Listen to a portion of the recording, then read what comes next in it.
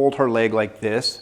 So I'm holding the calf and then I'm providing support here, and then I can just move her back and forth quite easily. Now note that this is causing both flexion in the knee and the hip. I'm using Ling Li11, and I do like to add 22.07. Now this is very similar to that point combination of Ling Dabai and Shabai for lumbar pain, but the difference is we're taking out Dabai or Li3 and we're adding Li11. When you do this, you can use your body weight and just lean back rather than using the strength of your hands or your arms. Just use your body weight and lean back.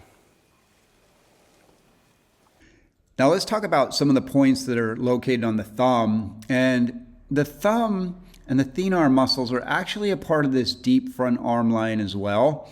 And we can see that from this image.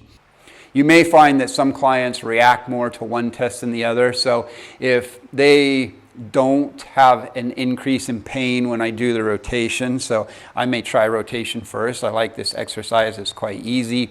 I'm rotating. You may find that they don't have pain with that exercise, but when you abduct or adduct, that might increase the pain,